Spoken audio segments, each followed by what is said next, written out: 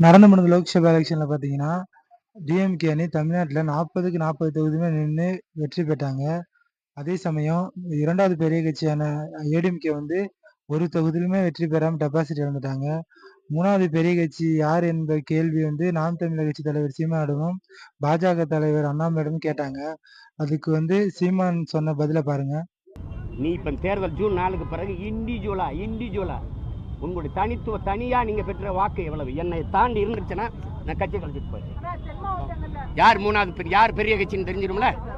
அதே கேள்வியை பாஜக தலைவர் அண்ணாமலை அவர்களும் கேட்டாங்க. அதுக்கு அவர் சொன்ன பதில பாருங்க.